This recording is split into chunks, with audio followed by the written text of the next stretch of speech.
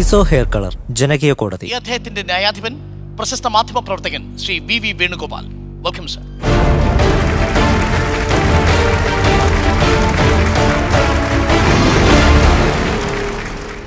ജനം, ജനാധിപത്യം, ജനകീയ കോടതി.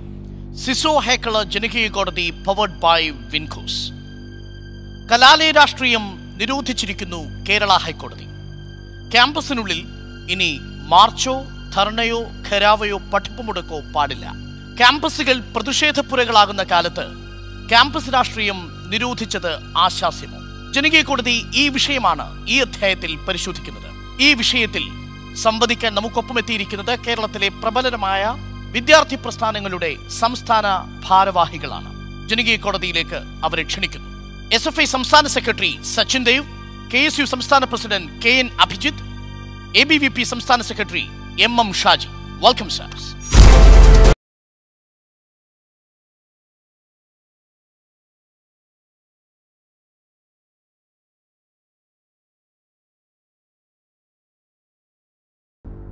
യുവർ ഓണർ, ഇന്ത്യയിൽ ശക്തമായ പ്രതിപക്ഷ നിരയായി ക്യാമ്പസുകളിൽ നിന്ന് ശബ്ദമുയരുന്നതിനിടയിലാണ് കേരള ഹൈക്കോടതി ക്യാമ്പസ് രാഷ്ട്രീയത്തിന് നിരോധനം ഏർപ്പെടുത്തിയത്.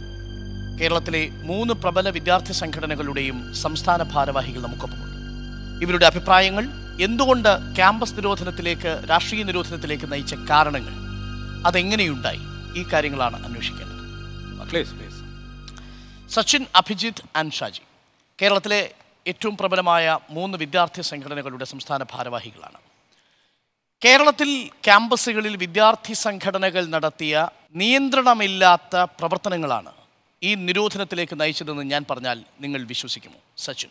കേരളത്തിലെ ഒരു ക്യാമ്പസിനകത്തും നിയന്ത്രണമില്ലാത്ത വിധത്തിലുള്ള വിദ്യാഭ്യാസ പ്രശ്നങ്ങളോ അല്ലെങ്കിൽ വിദ്യാർത്ഥികളുടെ ഭാഗത്തുനിന്നുണ്ടായ പ്രശ്നങ്ങളോ ഉണ്ടായിട്ടില്ല.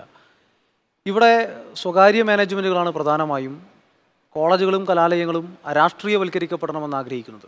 അവരുടെ ഇച്ഛയ്ക്കനുസൃതമായി നിയമവ്യവസ്ഥയെ കൂട്ടുപിടിച്ച് ആ നിയമവ്യവസ്ഥയ്ക്ക് മുന്നിൽ അതിനെ ഉപയോഗപ്പെടുത്തിക്കൊണ്ട് നിയമപരമായി ഒരു ആധികാരികത നേടുക എന്നതാണ് അവരിന്ന് ചെയ്തുകൊണ്ടിരിക്കുന്ന കാര്യം. വിദ്യാർത്ഥി രാഷ്ട്രീയം ഇല്ലാതായി മാറുന്നതോടൊപ്പം ക്യാമ്പസുകൾ നിശബ്ദമായി പഠനമെന്ന പ്രക്രിയ വളരെ വലിയ നിലയിലേക്ക് സമ്മർദ്ദത്തോടു കൂടി മാത്രം നടത്തുന്ന ഒരു കേന്ദ്രമായി ക്യാമ്പസുകൾ മാറും.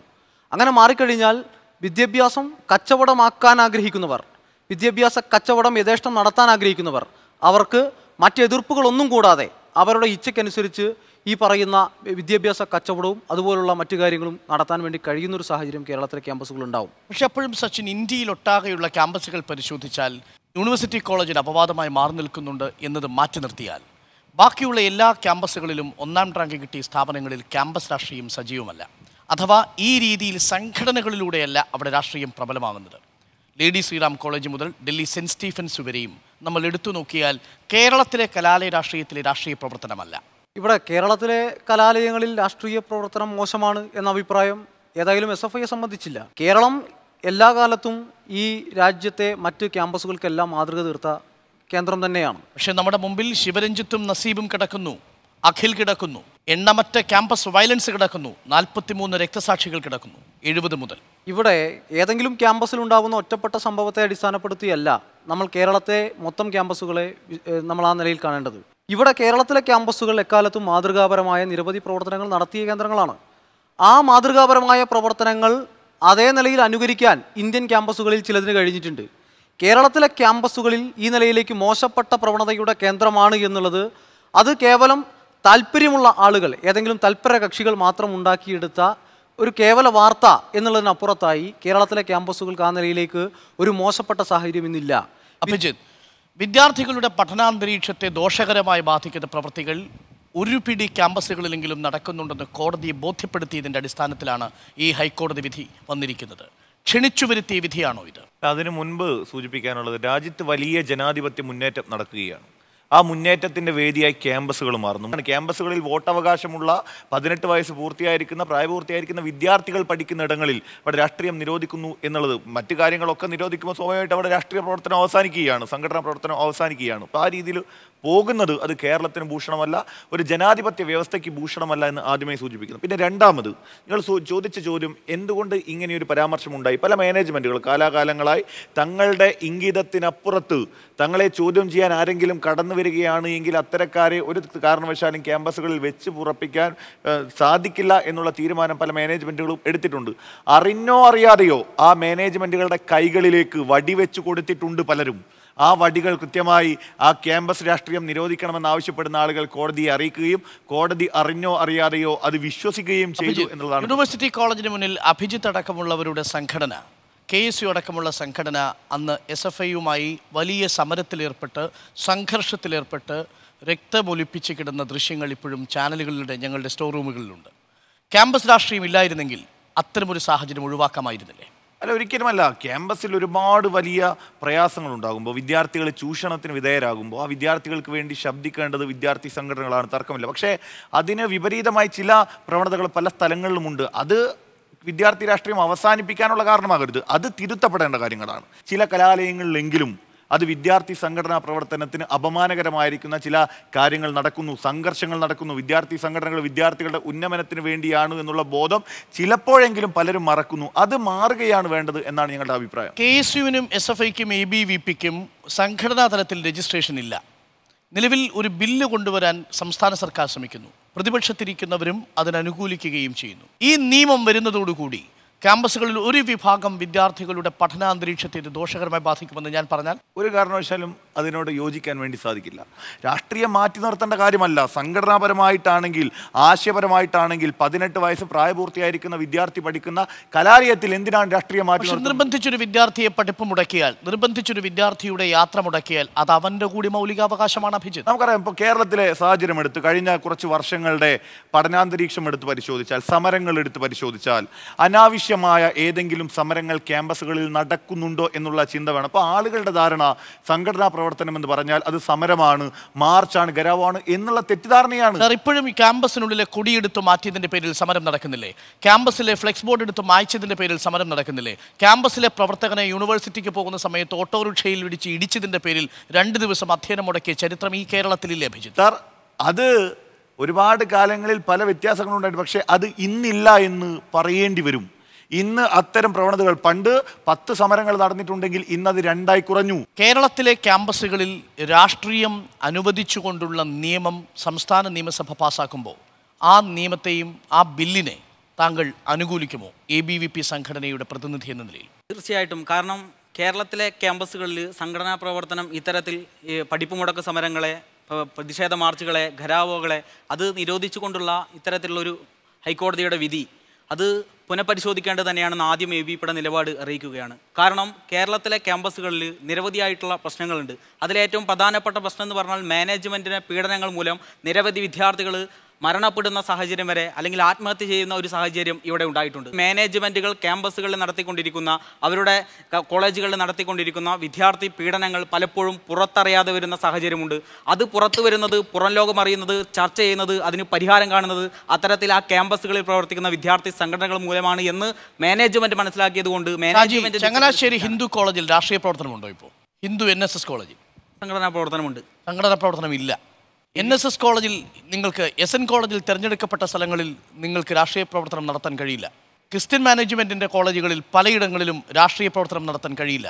സാധാരണക്കാരായ വിദ്യാർത്ഥികൾ മാത്രം പഠിക്കുന്ന സർക്കാർ കോളേജുകളിലും ചില ന്യൂനപക്ഷ കോളേജുകളിലും ചില ഹിന്ദു കോളേജുകളിലും മാത്രമായി രാഷ്ട്രീയ പ്രവർത്തനം കേരളത്തിൽ ചുരുങ്ങിയിട്ടുണ്ട്. ഏത് സ്വകാര്യ സെൽഫ് ഫിനാൻസിങ് സ്ഥാപനത്തിലാണ് നിങ്ങൾ സമരം നടത്തി ദിവസങ്ങളോളം അധ്യയനം തടസ്സപ്പെടുത്തിയിരിക്കുന്നത് സർക്കാർ കോളേജുകളെ താരതമ്യം ചെയ്യുമ്പോൾ? ജിഷ്ണു പ്രണോയ് മരണപ്പെട്ട പാമ്പാടി നെഹ്റു കോളേജ് അടുക്കാൻ കഴിയില്ല ഇപ്പോൾ സംഘടനാ പ്രവർത്തകർക്ക്. സ്വകാര്യ മാനേജ്മെൻറ്റ് കോളേജിൽ ഇന്ന് സംഘടനാ പ്രവർത്തനമുണ്ട്, ABVPയുടെ പ്രവർത്തനമുണ്ട്. അപ്പോൾ നേരത്തെ സൂചിപ്പിച്ച പോലെ ഇപ്പോൾ ഇദ്ദേഹം സൂചിപ്പിച്ചത് ഇത്തരത്തിൽ സ്വകാര്യ മാനേജ്മെൻറ്റ് സ്ഥാപനങ്ങളിൽ തന്നെയാണ് ഇത്തരത്തിൽ സംഘടനാ പ്രവർത്തനം അനുവദിക്കാത്ത തരത്തിലുള്ള പ്രവർത്തനം അവർ മുന്നോട്ട് പോകുന്നത് കൊണ്ട് തന്നെയാണ് പലപ്പോഴും ക്യാമ്പസുകളിൽ സംഘടനാ പ്രവർത്തനം നടത്താൻ സാധിക്കാത്ത ഒരു സാഹചര്യം വരുന്നത്.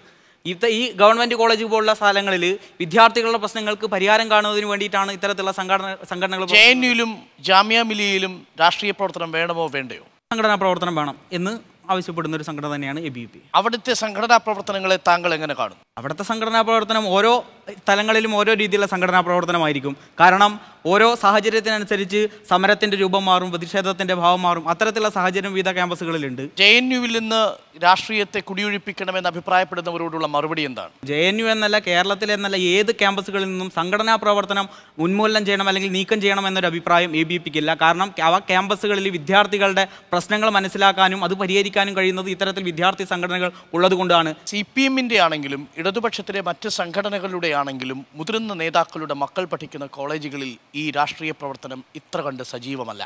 അവരവിടെ പൂർണ്ണമായ അധ്യയന ദിവസങ്ങൾ പഠിച്ച് വിദേശത്ത് പോയി പഠനം പൂർത്തിയാക്കി തിരികെ മടങ്ങി വരുന്ന അവസ്ഥ. കേരളത്തിലെ സാധാരണക്കാരൻ്റെ മക്കൾ പഠിക്കുന്ന അവസ്ഥയിൽ ആ കോളേജിൽ മാത്രം രാഷ്ട്രീയ പ്രവർത്തനം നടത്തിയ അധ്യയനം തടസ്സപ്പെടുത്തുന്നു. നീതിയോ? ഏതെങ്കിലും കേരളത്തിലെ ക്യാമ്പസുകളിൽ അനാവശ്യമായി വിദ്യാർത്ഥി സമരത്തിൻ്റെ ഭാഗമായി അധ്യയന ദിവസങ്ങൾ നഷ്ടപ്പെടുന്നു എന്ന് കരുതുന്നുണ്ടെങ്കിൽ ആ ധാരണ തെറ്റാണ്. ഇത് പ്രധാനമായും 80കളിലോ 70കളിലോ ഉള്ള പോലെയല്ല ഇന്ന് കേരളത്തിലെ ക്യാമ്പസുകൾ. കേരളത്തിലെ കലാലയങ്ങൾ പൂർണ്ണമായി മാറിയിരിക്കുന്നു എന്ന യാഥാർത്ഥ്യം നമ്മൾ ഉൾക്കൊള്ളാനാവണം. പഠിപ്പ് മുടക്ക് സമരങ്ങളുടെ എണ്ണം എത്രയാണ്? വളരെ കുറഞ്ഞ, ഞാൻ മനസ്സിലാക്കിയത് മുഖ്യധാരാ വിദ്യാർത്ഥി സംഘടനകൾ പോലും പഠിപ്പ് മുടക്ക് സമരങ്ങൾക്ക് ആഹ്വാനം ചെയ്യാറില്ല. അനാവശ്യമായി ക്യാമ്പസുകൾക്കുള്ളിൽ ഗരാവോ സമരങ്ങളോ പ്രത്യേകമായ പ്രശ്നങ്ങൾ ഉയർത്തിക്കൊണ്ടുള്ള ദീർഘകാല സമരങ്ങളോ ഏറ്റെടുക്കാൻ വേണ്ടി ഇന്നത്തെ പഠന സാഹചര്യത്തിൽ ആ നിലയിലേക്ക് അതുകൂടി തിരിച്ചറിഞ്ഞുകൊണ്ട് മുഖ്യധാരാ വിദ്യാർത്ഥി സംഘടനകൾ ആ നിലയിൽ ഇടപെടാറില്ല എന്ന് യാഥാർത്ഥ്യം. മഹാരാജാസ് കോളേജിലെ പ്രിൻസിപ്പലിന്റെ കസേര കത്തിച്ചതും വിക്ടോറിയ കോളേജിലെ ശവമടക്കും ഒരു ചിത്രമായി വന്നാൽ അത് അഭിമാനിക്കാവുന്ന മുഹൂർത്തങ്ങളാണോ? ഒറ്റപ്പെട്ട ചില പ്രശ്നങ്ങളുടെ അടിസ്ഥാനത്തിലാണ് പല ഘട്ടങ്ങളിലും വിദ്യാർത്ഥി രാഷ്ട്രീയത്തെ പൊതുവിൽ വിലയിരുത്തുന്നത്. കേരളത്തിൽ 70കളുടെ കാലയളവിൽ എത്ര പേരാണ് രാഷ്ട്രീയ പ്രവർത്തനത്തിന്റെ ഭാഗമായി ക്യാമ്പസിനുള്ളിൽ കൊല ചെയ്യപ്പെട്ടത്? ആ സാഹചര്യം ഇന്നില്ല. JNUവിലടക്കം SFIയും ABVPയും തമ്മിലുള്ള സംഘർഷങ്ങൾ അത് ദൃശ്യങ്ങളിൽ നമ്മൾ കണ്ടതാണ്. SFI പ്രവർത്തകർ സംഘടിക്കുന്നു, ABVP പ്രവർത്തകർ അവിടെ എത്തി അവരെ തല്ലി ഓടിക്കുന്നു. ഒരു രാജ്യം മുഴുവൻ ചർച്ച ചെയ്യുന്ന ഒരു വിഷയത്തിൽ ABVP എന്ന രാഷ്ട്രീയ സംഘടന അല്ലെങ്കിൽ വിദ്യാർത്ഥി സംഘടന, രാഷ്ട്രീയ വിദ്യാർത്ഥി സംഘടന എടുക്കുന്ന നിലപാട് അത് ശരിയാണോ ഷാജി? അല്ല, അതിലൊരു തിരുത്ത് കൂടിയുണ്ട്. കാരണം SFIയുടെ പ്രവർത്തകരെ ABVPയുടെ പ്രവർത്തകർ അടിച്ചോടിക്കുന്നു എന്ന് പറയുമ്പോൾ അതിനുശേഷം അതിനെക്കുറിച്ചുള്ള ഡൽഹി പോലീസിൻ്റെ റിപ്പോർട്ടുകളും ആ സർവകലാശാലയുടെ തന്നെ അധികാരികൾ പുറത്തു വന്ന റിപ്പോർട്ടുകളും ആരാണ് അതിൻ്റെ അക്രമകാരികൾ, ഇടതുപക്ഷത്തിൻ്റെ ആളുകളാണ് അവിടെ അക്രമം നടത്തിയത് എന്നതിനെക്കുറിച്ചുള്ള വാർത്തകളൊക്കെ നമ്മൾ കണ്ടതാണ്. അതുകൊണ്ട് അതിനെ ഒന്ന് തിരുത്തി പറയേണ്ടതുണ്ട്. അതിനുശേഷം തന്നെ ഇത്തരത്തിൽ ആ ക്യാമ്പസുകളിൽ ഓരോ തലത്തിൽ ഒറ്റപ്പെട്ട സംഭവങ്ങളെ മുൻനിർത്തിക്കൊണ്ട് ക്യാമ്പസുകളിൽ സംഘടനാ പ്രവർത്തനം നടത്തുവാൻ വേണ്ടി സാധിക്കില്ല എന്ന് പറയാൻ അത് ഇത്തിരി ബുദ്ധിമുട്ടുള്ള സംഭവമാണ്. സച്ചിൻ, ക്യാമ്പസുകളിൽ സംഘർഷാത്മകമാകേണ്ടത് ആശയങ്ങൾ കൊണ്ടാണ്. പക്ഷെ പലപ്പോഴും നമ്മുടെ ക്യാമ്പസുകളിൽ ഇത് നടക്കുന്നില്ലെന്ന് മാത്രവുമല്ല, പല രീതിയിലുള്ള അക്രമ പ്രവർത്തനങ്ങൾ ക്യാമ്പസുകളിൽ നടക്കുകയും ചെയ്യുന്നുണ്ട്. ഒറ്റപ്പെട്ട സംഭവം എന്ന് പറഞ്ഞ് എഴുതിത്തള്ളാൻ കഴിയില്ല. കലോത്സവം നടക്കുന്ന വേദികളിലാണെങ്കിൽ, സ്പോർട്സ് നടക്കുന്ന വേദികളിലാണെങ്കിലൊക്കെ സംഘടനത്തിൻ്റെ വാർത്തകൾ പുറത്തു വരുന്നു. ഇത് കേരളത്തിൻ്റെ മാത്രം ഒരു സ്റ്റൈൽ ഓഫ് ഫംഗ്ഷനിങ് ആണ്. ഉന്നത വിദ്യാഭ്യാസ സ്ഥാപനങ്ങൾ എടുത്തു നോക്കൂ, IITകൾ എടുത്തു നോക്കൂ, IIMകൾ എടുത്തു നോക്കൂ, all India institute of medical science എടുത്തു നോക്കൂ, JNU പോലെയുള്ള, ജാമിയ മിലിയ പോലെയുള്ള, ഡൽഹി യൂണിവേഴ്സിറ്റി പോലെയുള്ള വലിയ വിദ്യാഭ്യാസ കേന്ദ്രങ്ങൾ എടുത്തു നോക്കൂ. ലേഡി ശ്രീറാം കോളേജ് ആണെങ്കിലും, സെൻറ്റ് സേവിയേഴ്സ് ആണെങ്കിലും, സെൻറ്റ് സ്റ്റീഫൻസ് ആണെങ്കിലും, ഈ കോളേജുകളിലൊക്കെ നടക്കുന്ന നിലയിലേക്ക്, ഒരു ബൗദ്ധിക നിലവാരത്തിലേക്ക് വിദ്യാർത്ഥികൾക്ക് രാഷ്ട്രീയ പ്രവർത്തനം നടത്താൻ കേരളത്തിൽ എന്തുകൊണ്ട് കഴിയുന്നില്ല? അഥവാ അത് ഹൈക്കോടതിയെ ബോധ്യപ്പെടുത്താൻ എന്തുകൊണ്ടാണ് നിങ്ങൾക്ക് കഴിയാതെ പോയത്? ഇവിടെ കേരളത്തിലെ പൊതുവിൽ ക്യാമ്പസ് രാഷ്ട്രീയം അക്രമാസക്തമായ രാഷ്ട്രീയമാണ് എന്നുള്ള പ്രചാര പ്രവർത്തനങ്ങൾ തൽപര കക്ഷികൾ നടത്തിക്കൊണ്ടിരിക്കുന്നുണ്ട് എന്നുള്ള യാഥാർത്ഥ്യം നാം ഉൾക്കൊള്ളാൻ തയ്യാറാവണം. രണ്ടാമത്തെ ഘട്ടം ഞാൻ പറയട്ടെ, രാജ്യത്തെ വിവിധങ്ങളായ സർവകലാശാലകളിൽ എത്രയധികം വരുന്ന അനിഷ്ട സംഭവങ്ങൾ നടന്നു. ഹൈദരാബാദ് സെൻട്രൽ യൂണിവേഴ്സിറ്റിയിലായിരുന്നു രോഹിത് വിമൽ ആത്മഹത്യ ചെയ്യേണ്ടി വന്നത്. നാം തിരിച്ചറിയേണ്ടത് ഏറ്റവും ഒടുവിൽ IITയിൽ ഉൾപ്പെടെ ഉള്ള ഫാത്തിമ ലത്തീഫ് എന്ന് പറയുന്ന വിദ്യാർത്ഥി കൊല്ലം, കേരളത്തിൽ നിന്ന് ഏറ്റവും ഉയർന്ന മാർക്കോടുകൂടി പഠനത്തിന് വേണ്ടി പോയ വിദ്യാർത്ഥി കേന്ദ്ര സർവകലാശാലകളിലും കേന്ദ്ര സർക്കാരിൻ്റെ നിയന്ത്രണത്തിലുള്ള വിദ്യാഭ്യാസ കേന്ദ്രങ്ങളിലും ആത്മഹത്യ ചെയ്യേണ്ട ഘട്ടത്തിലേക്ക് മാറി. ഇപ്പം JNUവോ അല്ലെങ്കിൽ ആ നിലയിലേക്ക് പോണ്ടിച്ചേരിയോ മാത്രം കാണിക്കാൻ വിരലെണ്ണാൻ വേണ്ടി കഴിയുന്ന, അത്ര അധികം ചുരുക്കി പറയാൻ വേണ്ടി കഴിയുന്ന സർവകലാശാലകൾ മാത്രമല്ല ഈ രാജ്യത്തുള്ളത്. എത്രയോ അധികം വരുന്ന സർവകലാശാലകൾ, അറിയപ്പെടുന്നതും അറിയപ്പെടാത്തതുമായ സർവകലാശാലയ്ക്കുള്ളിൽ എന്താണ് സംഭവിക്കുന്നത് എന്നുള്ളതിനെ സംബന്ധിച്ച് നല്ല ധാരണയും പരിശോധനയും നമുക്കുണ്ടാവേണ്ടതായിട്ടുണ്ട്. ഞാൻ മനസ്സിലാക്കിയിടത്തോളം SFIയെ സംബന്ധിച്ച് സൂചിപ്പിക്കുകയാണെങ്കിൽ ഈ രാജ്യത്തിനകത്തെ ബഹുഭൂരിപക്ഷം വരുന്ന സർവകലാശാലകളും വലിയ നിലയിലേക്ക് വിദ്യാർത്ഥികളുടെ പ്രവർത്തനം, വിദ്യാർത്ഥികളുടെ ജനാധിപത്യ പ്രവർത്തനങ്ങൾ നിയന്ത്രിക്കപ്പെടുന്നു എന്ന യാഥാർത്ഥ്യം നാം ഉൾക്കൊള്ളേണ്ടതായിട്ടുണ്ട്. രാഷ്ട്രീയ പ്രബുദ്ധതയുള്ള ഇടമാണ് കേരളത്തിലെ ക്യാമ്പസുകൾ. കേരളത്തിലെ പൊതു രാഷ്ട്രീയവും ആ നിലയിൽ തന്നെയാണ്. രാഷ്ട്രീയം ചർച്ച ചെയ്യപ്പെടുമ്പോൾ തെറ്റിനെ തെറ്റായും ശരിയായും വിലയിരുത്തുകയും അത് ആ നിലയിൽ ചർച്ച ചെയ്യപ്പെടുകയും ചെയ്യുന്ന ഒരു സാഹചര്യം ഈ കേരളത്തിലുണ്ട്. അത് മാധ്യമങ്ങൾ ഉൾപ്പെടെ അതിൽ പങ്കുവഹിക്കുന്നുണ്ട് എന്നുള്ളത് കൊണ്ട് തന്നെ സമൂഹത്തിൻ്റെ ധാരണയിൽ ഉണ്ടാവുന്ന ഏറ്റക്കുറച്ചിലാണ് കേരളത്തിൽ ഈ നിലയിലേക്കുള്ള പ്രശ്നങ്ങൾ പ്രത്യേകമായി എടുത്തു കാണിക്കാനും ആ നിലയിലേക്ക് അത് ജനങ്ങൾക്കിടയിൽ അധികം വരുന്ന നിലയിൽ ചർച്ച ചെയ്യപ്പെടാനുള്ള ഒരു കാരണം. നമുക്കറിയാം, നമ്മൾ എന്തുകൊണ്ട് കേരളത്തിൽ ഇതുപോലെ വിദ്യാർത്ഥി സംഘടനാ പ്രവർത്തനത്തെ മറ്റ് സംസ്ഥാനങ്ങളെ അപേക്ഷിച്ച് തെറ്റായ രീതിയിൽ വ്യാഖ്യാനിക്കപ്പെടുന്നു എന്നുള്ള കൃത്യമായ ചോദ്യമുണ്ട്. ആ കൃത്യമായ ചോദ്യത്തിനുള്ള മറുപടി മറ്റുള്ള ക്യാമ്പസുകളിൽ എങ്ങനെയാണ് സംഘടനാ പ്രവർത്തനം നടക്കുന്നത് എന്നുള്ളത് കൃത്യമായി നമ്മൾ നോക്കിക്കാണേണ്ടതായിട്ടുണ്ട്. അത് ഈ JNU ആവട്ടെ, ഹൈദരാബാദ് സെൻട്രൽ യൂണിവേഴ്സിറ്റി ആവട്ടെ, ഡൽഹി യൂണിവേഴ്സിറ്റി ആവട്ടെ, അവിടെ സൗഹൃദപരമാണ്, ആശയപരമാണ്. പക്ഷേ കേരളത്തിലേക്ക് വരുമ്പോൾ പലയിടങ്ങളിലും അത് കായികപരമാകുന്നു എന്നുള്ളതാണ് ഏറ്റവും വലിയ വസ്തുത. മതി ഹൈക്കോടതിക്ക് നിങ്ങളുടെ അപ്പീൽ തള്ളാൻ. ഞാൻ പറഞ്ഞത് ഈ പറയുന്ന കാര്യത്തിൽ ഇവിടെ പലയിടങ്ങളിലും ഏറ്റവും ഒടുവിൽ MG യൂണിവേഴ്സിറ്റിയുടെ സർവകലാശാല കലോത്സവം കഴിഞ്ഞ ദിവസം കഴിയുകയാണ്. അവിടെ വെച്ചും കോളേജ് യൂണിയന്റെ ചെയർമാൻ ഉൾപ്പെടെ നടത്തുന്ന ആളുകൾക്ക് താല്പര്യമില്ലാത്ത ആളുകളാണെങ്കിൽ അവിടെ കയ്യേറ്റം ചെയ്യപ്പെടുന്ന ഒരു യാഥാർത്ഥ്യമാണ്. അത് മാറേണ്ട രീതിയാണ്, അത് മാറേണ്ട സാഹചര്യമാണ്. അത് തന്നെയാണ് ഞാൻ സൂചിപ്പിച്ചല്ലോ, അത് തന്നെയാണ് അത്തരം തെറ്റായ പ്രവണതകളാണ്. കണ്ടുകൊണ്ടിരിക്കുന്നയാളാണ് ഹൈക്കോടതിയിലെ ജഡ്ജി, ഈ വാർത്ത വായിക്കുന്നയാളാണ് ഹൈക്കോടതി ജഡ്ജി. ഏതെങ്കിലും ഒരു മാധ്യമപ്രവർത്തകൻ എഴുതി വെച്ച കുൽസിത ശ്രമത്തിന്റെ ഭാഗമായിട്ടല്ലല്ലോ അവിടെ തല്ലുണ്ടായത്. ഞാൻ പറയുന്നത് എന്താ, അങ്ങനെ ഏതെങ്കിലും സ്ഥലങ്ങളിൽ ഏക സംഘടന ഞങ്ങൾ മാത്രം മതി, ഇതാണ് രീതി എന്ന് കരുതുന്ന ആളുകളുണ്ട്. അത് തിരുത്തണം. ഞാൻ പറഞ്ഞല്ലോ, ഇങ്ങനെയുള്ളൊരു തെറ്റായിട്ടുള്ളൊരു തീരുമാനത്തിലേക്ക് പലപ്പോഴും കോടതികളെ പോലും കൊണ്ടുപോകാൻ, തെറ്റായ തീരുമാനം എന്ന് പറയുന്നത് ആളുകൾ തെറ്റിദ്ധരിപ്പിക്കപ്പെടുന്നത്, ഒരുപക്ഷെ കോടതിക്ക് മുമ്പിൽ അവതരിപ്പിക്കപ്പെടുന്ന വാദങ്ങൾ ഉണ്ടാകുന്നത് ചിലപ്പോൾ സംഘടനകളുടെ വീഴ്ചയാണ്. അത് പരിഹരിക്കാൻ അത്തരം സംഘടനകൾ തയ്യാറാകണം എന്നുള്ളതാണ് യാഥാർത്ഥ്യം. ഇവിടെ ഇത് ഏതെങ്കിലും ഒരു വിദ്യാർത്ഥി സംഘടനയുടെ നേരെ വിരൽ ചൂണ്ടിക്കൊണ്ട് പറയേണ്ട കാര്യമല്ല. കേരളത്തിലെ ഇതുവരെ സമീപകാല ചരിത്രത്തിൽ മാത്രമല്ല, കേരളത്തിലെ വിദ്യാർത്ഥി സംഘടനാ പ്രവർത്തനത്തിൻ്റെ ചരിത്രത്തിൽ, കേരളത്തിലെ കലാലയങ്ങളുടെ ചരിത്രത്തിൽ മരണപ്പെടുകയും ആക്രമിക്കപ്പെടുകയും ചെയ്ത കാലയളവിലെല്ലാം അതിനോട് ശക്തമായ നിലപാട് സ്വീകരിച്ച സംഘടനയാണ് SFI. ഞങ്ങളൊരു ഘട്ടത്തിലും, ഞാൻ ഇവിടെ ഇപ്പോൾ KSU ഇവിടെ ചൂണ്ടിക്കാണിക്കുന്നത് പോലെ ഏതെങ്കിലും ഒരു സംഘടനയിലേക്ക് ചൂണ്ടിക്കൊണ്ടല്ല ഈ ചർച്ചയെ കൊണ്ടുപോകേണ്ടത്. SFIക്ക് ആ നിലയിലാണെങ്കിൽ എടുത്തു പറയാൻ നിരവധിയായ പ്രവർത്തകർ അക്രമം ഏറ്റുവാങ്ങേണ്ടി ഒരിക്കലും ഏതെങ്കിലും ഒരു സംഘടന ഞാൻ ചൂണ്ടിക്കാണിക്കുന്നില്ല. JNU ആണെങ്കിലും കേരളമാണെങ്കിലും ഫാസിസ്റ്റ് നടപടികൾ സ്വീകരിക്കുന്ന സംഘടനകളെയാണ് ഞാൻ കോട്ട് ചെയ്തത്, ഒരിക്കലും ഒരു സംഘടനയല്ല കോട്ട് ചെയ്തത്. ഇവിടെ ഞങ്ങൾ പറഞ്ഞല്ലോ, ഈ പറയുന്ന പ്രവണതകൾ തിരുത്തപ്പെടേണ്ട പ്രവണതകളാണ്. ക്യാമ്പസുകൾക്കകത്ത് അക്രമം നടക്കാൻ വേണ്ടി പാടില്ല എന്ന നിലപാട് എല്ലാ വിദ്യാർത്ഥി സംഘടനയും സ്വീകരിക്കുകയാണ്. അതിനകത്ത് ഏതെങ്കിലും വിദ്യാർത്ഥി സംഘടന ആ നിലയിലേക്ക് വിരുദ്ധമായ നിലപാട് സച്ചിൻ ഇവിടെ നിന്ന് പറയുകയും ഓരോ അക്രമത്തിന് ശേഷവും സംസ്ഥാന നേതാക്കൾ പുറപ്പെടുവിക്കുന്ന ഏറ്റവും പ്രധാനപ്പെട്ട ക്ലീഷേ വാചകം SFI അല്ലെങ്കിൽ KSU, ABVP സംസ്ഥാന നേതൃത്വമോ സംഘടനയോ അക്രമത്തെ പ്രോത്സാഹിപ്പിക്കുന്നില്ല. പക്ഷേ FIR ഇടുമ്പോൾ നിങ്ങളുടെ ജില്ലാ നേതാക്കളും പ്രാദേശിക നേതാക്കളുമാണ് ഈ സംഘർഷത്തിന്റെ പരിധിയിൽപ്പെടുന്നത്. ഏറ്റവും ഒടുവിൽ സെറ്റിൽ ചെയ്ത് പോവുകയാണ്, കേസില്ല എന്ന് പറഞ്ഞ് ഒഴിവാക്കപ്പെട്ടു പോകുന്നു. അതിൽ ഒഴിവാക്കപ്പെടാത്ത കേസുകളിൽ പലർക്കും ഇപ്പോഴും തൊഴിലവസരങ്ങൾ പോലും നഷ്ടപ്പെട്ടു നിൽക്കുന്ന അവസ്ഥ പോലും നമ്മുടെ മുന്നിലുണ്ട്. സച്ചിൻ, ഏതെങ്കിലും ക്യാമ്പസിനകത്ത് ഈ നിലയിലേക്ക് സംഘർഷം ഉണ്ടാകുമ്പം ആ സംഘർഷത്തിനെ ന്യായീകരിക്കുന്ന നിലപാട് നമ്മൾ സ്വീകരിക്കാറില്ല. ഇത് ബോധപൂർവം തിരുത്തപ്പെടേണ്ട പ്രവണതയാണ്.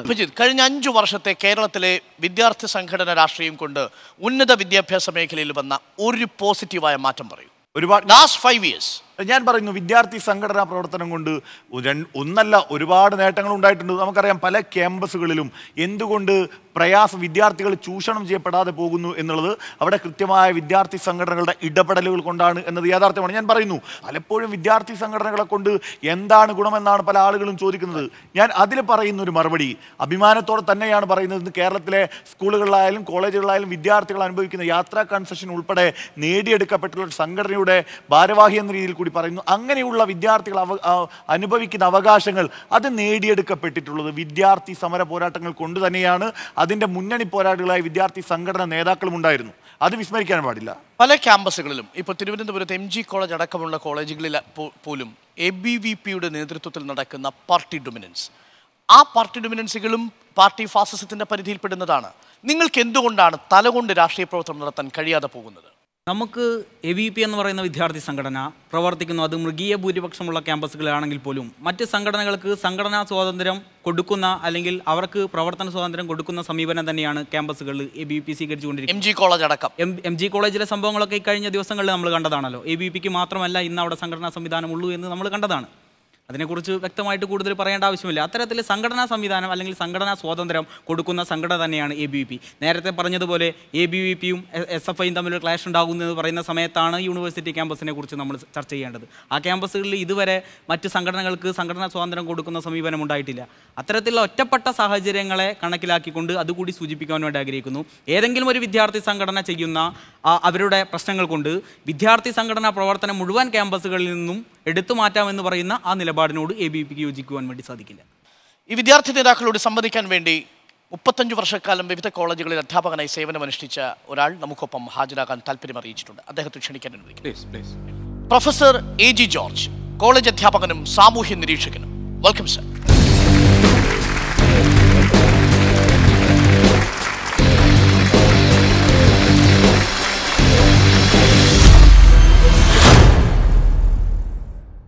AG ജോർജ്, അങ്ങ് ഏത് ക്യാമ്പസിലാണ് പഠിച്ചത്? ഞാൻ മാർ യുവാനീസ് കോളേജിലാണ് എൻ്റെ ബിരുദ വിദ്യാഭ്യാസം. ഉന്നത മാസ്റ്റർ ബിരുദം ഞാൻ ആലുവ യൂണിയൻ ക്രിസ്ത്യൻ കോളേജിലാണ് പഠിച്ചത്. അന്ന് ആരായിരുന്നു മാർ യുവാനീസ് കോളേജിലെ ചെയർമാൻ? അന്ന് മാർ യുവാനീസ് കോളേജ് രാഷ്ട്രീയ അടിസ്ഥാനത്തിൽ തിരഞ്ഞെടുപ്പുണ്ടായിരുന്നില്ല. അന്ന് പെൺകുട്ടികൾ പോലും പഠിക്കാത്ത ഒരു കോളേജായിരുന്നു. ഏതാണ്ട് 60കളുടെ കാലഘട്ടങ്ങളിലാണ്. അങ്ങ് കോളേജിൽ അധ്യാപകനായിരുന്ന സമയത്ത് AKGCT എന്ന സംഘടനയിൽ അംഗമായി. ഞങ്ങളുടെ തുടക്കത്തിൽ ആ ഒരു സംഘടന മാത്രമേ ഉണ്ടായിരുന്നുള്ളൂ. അങ്ങനെ ആ സംഘടനയിൽ അംഗമായി. അധ്യാപകന് സംഘടനയാകാമെങ്കിൽ വിദ്യാർത്ഥിക്കുമാവാം. സംഘടനയെക്കുറിച്ച് സംഘടനകളാകാൻ പാടില്ല എന്ന അധ്യാപകർ ആരും തന്നെ ഒരു നിലപാടെടുത്തതായി എൻ്റെ അധ്യാപക ജീവിതത്തിൽ ഉണ്ടായിട്ടില്ല. താങ്കൾ കലാലയ രാഷ്ട്രീയത്തിനെതിരാണോ? അല്ല, ഞാൻ നിലവിലുള്ള കലാലയ രാഷ്ട്രീയത്തിൻ്റെ ശൈലിക്കെതിരാണ്. എന്ന് വെച്ചാൽ കലാലയ രാഷ്ട്രീയം എന്ന് പറയുന്നത് നേരത്തെ ഇവിടെ സൂചിപ്പിച്ചതുപോലെ ബൗദ്ധികമായ തരത്തിൽ ആശയങ്ങൾ സംവദിക്കുന്നതായിട്ടുള്ള ഒരു വേദിയായി മാറണം. ഇന്നത്തെ കലാലയ രാഷ്ട്രീയത്തിൻ്റെ മുഖം വളരെ വികൃതമാണെന്ന് സങ്കടത്തോടു കൂടി പറയേണ്ടതായിട്ടുണ്ട്. ഈ കോടതി വിധിയെ താങ്കൾ അംഗീകരിക്കുന്നുണ്ടോ ഇല്ലേ? കോടതി വിധിയെ ഞാൻ പൂർണ്ണമായി സ്വാഗതം ചെയ്യുന്നു.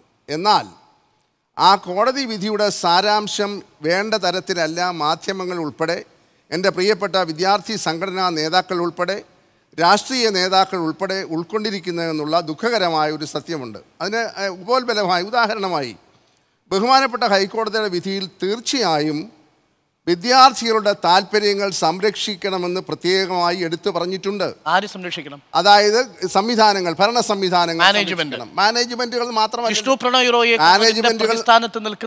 മാനേജ്മെന്റുകൾ എന്ന് പറയുമ്പോൾ കോളേജുകളെ സംബന്ധിച്ച് ഞാൻ മൊത്തം പറയുമ്പോൾ ഗവൺമെൻറ് നടത്തുന്ന സ്ഥാപനങ്ങളുണ്ട്, സ്വകാര്യ മാനേജ്മെൻറ്റുകളുണ്ട്, ട്രസ്റ്റുകൾ നടത്തുന്ന സ്ഥാപനങ്ങളുണ്ട്. മാനേജ്മെൻ്റ് എന്നുള്ള ഒറ്റ വാക്കിനകത്ത് സർക്കാരും ഉൾപ്പെടും.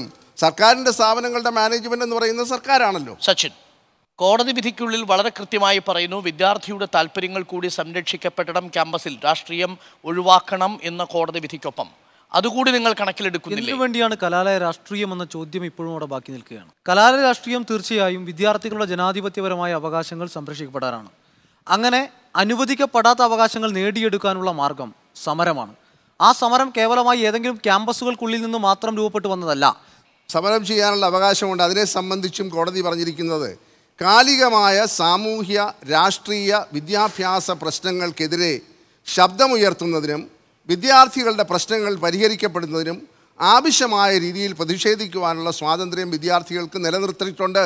അവസരങ്ങൾ കൊടുക്കണമെന്ന് പറയുന്നുണ്ട്. അതോടൊപ്പം തന്നെ വിധിയുടെ മറ്റൊരു ഭാഗത്ത് പറയുന്നു, മറ്റു കുട്ടികൾക്ക് പഠിക്കാനുള്ള അവസരം നഷ്ടപ്പെടുത്തുന്ന രീതിയിലുള്ള സംഘടനാ പ്രവർത്തനം ക്യാമ്പസുകളിൽ പാടില്ല. കാരണം ഇവിടെ തന്നെ മൗലികാവകാശത്തെ സംബന്ധിച്ച് ഒരു ഭാഗത്ത് പറയുന്നു, മറുഭാഗത്ത് അഭിപ്രായ സ്വാതന്ത്ര്യത്തെക്കുറിച്ച് പറയുന്നു. അതായത് ബഹുമാനപ്പെട്ട ഏതോ ഒരു വിദ്യാർത്ഥി സംഘടനയുടെ നേതാവ് ഈ വിധി വന്ന ഉടനെ തന്നെ പറഞ്ഞു, ഇത് ഭരണഘടനയുടെ ആർട്ടിക്കിൾ 19 ലംഘനമാണ്. ആർട്ടിക്കിൾ 19 എന്താണ് പറയുന്നത്? Freedom of speech, freedom of എക്സ്പ്രഷനാണ്. അതിനെ തടസ്സപ്പെടുത്തിയിട്ടില്ല. വളരെ വ്യക്തമായി ആ കോടതി അതെ, ഫ്രീഡം ടു ഓർഗനൈസ്. അതോടൊപ്പം തന്നെ മറുഭാഗത്ത് ആർട്ടിക്കിൾ 29 പറയുന്നുണ്ട്, അതായത് റൈറ്റ് ടു എഡ്യൂക്കേഷൻ, വിദ്യാഭ്യാസത്തിന് അവകാശമുണ്ട്. അപ്പോൾ വിദ്യാർത്ഥി സംഘടനാ നേതാക്കന്മാരോ അതിൻ്റെ മുൻനിരയിൽ നിൽക്കുന്ന ആളുകളോ സംഘടനാ പ്രവർത്തനം കോളേജ് ക്യാമ്പസിൽ പഠന സമയത്ത് നടത്തുമ്പോൾ ഒരു കൂട്ടം വിദ്യാർത്ഥികളുടെ പഠന സൗകര്യങ്ങളും അവരുടെ മൗലികാവകാശമായ പഠന അവകാശവും നഷ്ടപ്പെടുന്നു എന്നുള്ളതാണ് കോടതിയെ സംബന്ധിച്ച വിഷയം. ഇവിടെ പറയുന്ന കാര്യങ്ങൾ കേട്ടാൽ ഒരുപക്ഷെ ആളുകൾ ഇത് കാണുന്ന പ്രേക്ഷകരെങ്കിലും പലപ്പോഴും തെറ്റിദ്ധരിപ്പിക്കപ്പെടും.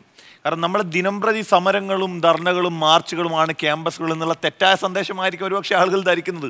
കൃത്യമായ വിദ്യാർത്ഥികൾക്കൊരു പ്രശ്നം വരുന്ന സമയത്താണ് സമൂഹത്തോടുള്ള നമ്മുടെ സാമൂഹിക പ്രതിബദ്ധത, കൃത്യമായി ഇടപെടലുകൾ നടത്തണമെന്ന് ആവശ്യപ്പെടുന്ന ഘട്ടത്തിൽ മാത്രമാണ് ക്യാമ്പസുകളിൽ ഇത്തരം എന്തെങ്കിലും പ്രതിഷേധങ്ങൾ സംഘടിപ്പിക്കുന്നത്. അത് എല്ലാ വിദ്യാർത്ഥികളെയും ഒന്നിപ്പിച്ചുകൊണ്ടുള്ള പല പ്രതിഷേധങ്ങളും നടക്കുന്നു. അത് ദിവസവും സമരങ്ങൾ നടത്തി വിദ്യാർത്ഥികളുടെ ക്ലാസ്സുകൾ മുടക്കുന്നു എന്നതൊക്കെയുള്ള തെറ്റായിട്ടുള്ള വാദങ്ങളാണ്. അതിൻ്റെ കൂടെ ഒരു കാര്യം ചോദിക്കുന്നു, നമ്മളുടെ വിദ്യാർത്ഥികൾ വെറും തൻ്റെ കുടുംബം എന്നുള്ളൊരു ചിന്താഗതിയിലേക്ക് മാത്രം ഒതുങ്ങേണ്ട ആളുകളാണോ? നമ്മളുടെ സ്വാതന്ത്ര്യ സമര സമ്പാദന സമയത്ത് മഹാത്മാഗാന്ധി പോലും ഈ രാജ്യത്തെ വിദ്യാർത്ഥികളോട് പറഞ്ഞത് ക്ലാസ്സുകൾ ബഹിഷ്കരിച്ച് നിങ്ങൾ പുറത്തേക്ക് ഇറങ്ങണമെന്ന് പറഞ്ഞ ഒരുപാട് നമ്മുടെ മുൻഗാമികൾ നമുക്ക് പറഞ്ഞു തന്ന വഴികളുണ്ട്. അഭിജിത്ത്, ഈ പറയുന്ന വിധിക്കകത്തൊന്നും വിദ്യാർത്ഥി സംഘടനകളുടെ സ്വാതന്ത്ര്യത്തെക്കുറിച്ചോ വിദ്യാർത്ഥി സംഘടനകൾ സമൂഹത്തിന് നൽകിയിട്ടുള്ള സംഭാവനകളെക്കുറിച്ചോ വിദ്യാർത്ഥികൾ ഉയർത്തിയ ശബ്ദത്തെക്കുറിച്ചോ ഒന്നും നിഷേധിക്കപ്പെട്ട രീതിയിൽ പറഞ്ഞിട്ടില്ല. എന്നാൽ അവിടെ പറയുന്ന കാര്യം ഞാൻ ആവർത്തിക്കാൻ ശ്രമിക്കുന്നു. മറ്റൊരാളിൻ്റെ വിദ്യാഭ്യാസ സ്വാതന്ത്ര്യത്തെ ഹനിക്കുന്ന രീതിയിൽ ഞാനൊന്ന് ചോദിക്കട്ടെ, നെഞ്ചിൽ കൈവച്ച് പറയാനായി സാധിക്കുമോ ഇത് മുഴുവൻ വിദ്യാഭ്യാസ പ്രശ്നങ്ങളുടെ പരിഹാരത്തിന് വേണ്ടി മാത്രമാണ് വിദ്യാർത്ഥി സംഘടനകൾ സമരരംഗത്ത് എന്ന് പറയാൻ പറ്റുമോ? ഞാൻ ഒന്നുകൂടെ പറഞ്ഞോട്ടെ. നമ്മളെല്ലാം അംഗീകരിക്കുന്ന പരസ്യമായ ഒരു രഹസ്യമുണ്ട്. എല്ലാ വിദ്യാർത്ഥി സംഘടനകളുടെയും പിറകിൽ ഒരു മുഖ്യധാര രാഷ്ട്രീയ കക്ഷിയുണ്ട്. നിങ്ങൾ നിഷേധിച്ചാലും ശരി, പകല് പോലെയുള്ള ഒരു കാര്യമാണ്. ഞാനൊന്ന് ചോദിക്കട്ടെ, അഭിജിത്ത് തന്നെ നമ്മൾ പല ചർച്ചകളിലും പങ്കെടുത്തിട്ടുള്ള ആളുകളാണല്ലോ. നിങ്ങളുടെ ഒരു മുഖ്യധാര കക്ഷി അല്ലെങ്കിൽ നിങ്ങളെ പിന്തുണയ്ക്കുന്ന എക്സോ വൈയോ ഒരു കക്ഷി ആഹ്വാനം ചെയ്യുന്നു, ഒരു പൊതുവിഷയത്തിൻ്റെ മേൽ ആഹ്വാനം ചെയ്യുമ്പോൾ നിങ്ങൾ അതിനോട് ചേർന്നുകൊണ്ട് സമരത്തിന് പോകുമ്പോൾ ആ കോളേജിൽ എല്ലാ കുട്ടികളെയും നിങ്ങൾ സംഘടിപ്പിക്കാൻ ശ്രമിക്കുമ്പോൾ കുറേ കുട്ടികൾ മാറി നിൽക്കുന്നു. ഞാൻ എന്റെ സംഘടനയുടെ കാര്യം പറഞ്ഞു. ഞങ്ങളുടെ മാതൃപ്രസ്ഥാനമോ അല്ലെ മറ്റാരുകളെങ്കിലും പറയുന്നത് കേട്ട് കുട്ടികളെ പിടിച്ച് മറ്റ് സമരങ്ങൾക്ക് പോകുന്ന ആളുകളല്ല, ഒന്നാമത്തെ കാര്യം. രണ്ടാമത്തത്, ഞങ്ങളൊക്കെ കൃത്യമായി വിദ്യാർത്ഥികളുടെ വിഷയം കുത്താണല്ലോ. ഒരിക്കലുമല്ല. ഞാൻ പറഞ്ഞു, അതിനിടയിൽ കൂടി ഒരു കാര്യം കൂടി സൂചിപ്പിക്കുന്നു. ഇവരൊക്കെ പറയുന്ന കാര്യമുണ്ട്, ക്യാമ്പസുകളിൽ ഈ സമരം നടക്കുന്നു, അത് ആർക്കും ഗുണകരമല്ലാത്തതാണ്, തെറ്റാണ്. വിദ്യാർത്ഥികൾക്ക് വേണ്ടി തന്നെയാണ്, പൊതുസമൂഹത്തിന് വേണ്ടി. ഞാൻ ചോദിക്കട്ടെ, നാളെ നമ്മളൊക്കെ ഒരു ജനാധിപത്യ രാജ്യത്ത് ജീവിക്കുമ്പോൾ യൂണിവേഴ്സിറ്റിയിൽ ആചരിക്കാൻ അടിയുണ്ട് എന്തിനാ? ഞാൻ പറഞ്ഞ ഒറ്റപ്പെട്ട സംഭവങ്ങൾ ഉണ്ടായിട്ടുണ്ട്. അതിനാരാണോ അത്തരം പ്രവർത്തനങ്ങൾക്ക് നേതൃത്വം കൊടുക്കുക തിരുത്തപ്പെടണം. അപ്പൊ ഞങ്ങളുടെ സംഘടന ചെയ്താൽ യൂണിവേഴ്സിറ്റി കോളേജിൽ അഖിലിന് കുത്തേറ്റത് എന്തിനാ? അത്തരം ഗുരുവായൂരപ്പൻ കോളേജിൽ അടികൂടിയത് എന്തിനാ? അത്തരം നടപടികൾ കോളേജിൽ ഒരു ABVP പ്രവർത്തകനെ SFI ഇടിച്ചത് എന്തിനാ? ഇത് MG കോളേജിൽ വിഷയം നടക്കുന്നുണ്ട്. MG കോളേജിൽ മറ്റ് വിദ്യാർത്ഥി, ഞാൻ പറയുന്നു, ഒരു MG കോളേജ് ഒരു യൂണിവേഴ്സിറ്റി കോളേജോ മറ്റ് ഏക സംഘടനാ ക്യാമ്പസുകളോ ഉണ്ടെങ്കിൽ അത് മാറണം. ആ ശൈലി മാറി എല്ലാ ആളുകൾക്കും ആശയപരമായി ഒരു പ്രധാനപ്പെട്ട കാര്യമുണ്ട്. ഷാജിയും പറയുന്നു, ക്യാമ്പസുകളിൽ പൂർണ്ണമായ സംഘടനാ സ്വാതന്ത്ര്യത്തോടുകൂടി എല്ലാവരും ജനാധിപത്യപരമായി പ്രവർത്തിക്കുന്ന ഒരു കിണാശ്ശേരി, അങ്ങനെ ഒരു ക്യാമ്പസ് സംജാതമായാൽ ആ ക്യാമ്പസിൽ രാഷ്ട്രീയം നിരോധിക്കേണ്ട ആവശ്യമെന്താ? ഇതൊരു സ്വപ്നം മാത്രമല്ലേ ഡോക്ടർ അരുൺ? അതായത് ഞാനൊന്ന് ചോദിക്കട്ടെ, വളരെ വിനയത്തോടുകൂടി, ഞാൻ ഏതെങ്കിലും ഒരു പ്രത്യേക വിദ്യാർത്ഥി സംഘടനയെ മുന്നിൽ കണ്ടുകൊണ്ട് പറയുന്നില്ല, നിങ്ങൾ തെറ്റിദ്ധരിക്കരുത്. ഇന്ന് യഥാർത്ഥത്തിൽ എന്താണ് വിദ്യാർത്ഥി സംഘടനകളുടെ പ്രവർത്തനം കോളേജ് ക്യാമ്പസുകളിൽ? മുഖ്യധാര സംഘടനകളല്ലാതെ ചെറിയ സംഘടനകൾക്ക് പ്രവർത്തിക്കാനായിട്ടുള്ള സ്വാതന്ത്ര്യം കൊടുത്തിട്ടുണ്ടോ? നിങ്ങൾ തന്നെ പറയുന്നു ജനാധിപത്യം, സോഷ്യലിസം, സമത്വം, ഇതൊക്കെയാണ് ഞങ്ങളുടെ മുദ്രാവാക്യങ്ങൾ. ഘടകവിരുദ്ധമായിട്ടല്ലേ സംഭവിച്ചുകൊണ്ടിരിക്കുന്ന പല ക്യാമ്പസുകളിലെങ്കിലും? അതിൻ്റെ കാരണങ്ങളിലേക്ക് ഞാൻ പോകുന്നില്ല. ഇപ്പോൾ ഡോക്ടർ അരുൺ ആവർത്തിച്ച് ചോദിപ്പിച്ച പോലെ ഞാനും യൂണിവേഴ്സിറ്റി കോളേജിലെ അധ്യാപകനായിരുന്നു. യൂണിവേഴ്സിറ്റി കോളേജിൽ നമ്മൾ നെഞ്ചിൽ കൈവച്ചുകൊണ്ട് പറയണം, മറ്റ് സംഘടനകൾക്ക് പ്രവർത്തിക്കാനുള്ള സ്വാതന്ത്ര്യം നിഷേധിക്കപ്പെട്ടിരുന്നു. ഇതിനാണോ ജനാധിപത്യം എന്ന് പറയുന്നത്? കോടതി പറഞ്ഞിരിക്കുന്നത് എന്താണ്? ഞാൻ ഏതെങ്കിലും ഒരു പ്രത്യേക കോളേജിനെ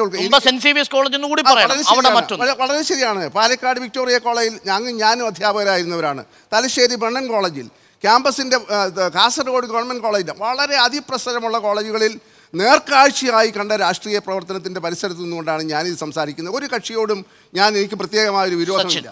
അപ്പോൾ അവിടെ കാണേണ്ട ഒരു കാര്യം, ഒരു വാക്യം കൂടെ പറഞ്ഞ് അവസാനിപ്പിക്കട്ടെ, അവിടെ കാണേണ്ട ഒരു കാര്യം, ജനാധിപത്യത്തിലായിരിക്കണം പ്രവർത്തിക്കണമെന്ന് നിങ്ങൾ വാതോരാതെ പ്രസംഗിക്കുകയും ആഹ്വാനം ചെയ്യുകയും ചെയ്യുമ്പോൾ നിങ്ങൾ തന്നെ അറിഞ്ഞോ അറിയാതെയോ ജനാധിപത്യം നിഷേധിക്കുന്ന സാഹചര്യം ഇന്നത്തെ കോളേജ് ക്യാമ്പസുകളിലുണ്ടെന്നുള്ളത് വിസ്മരിക്കുന്നു.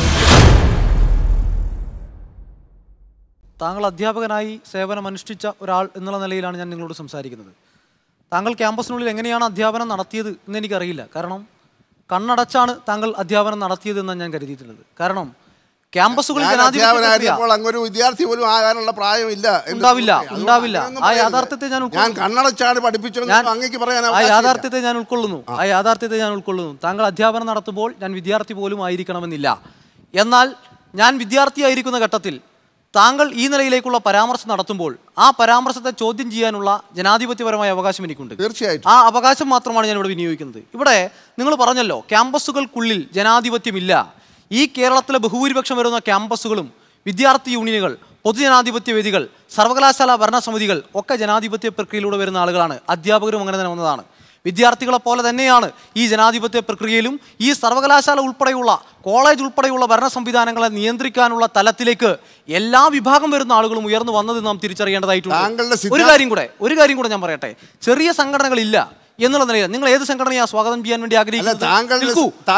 കേരളത്തിലെ ഏത് സംഘടന?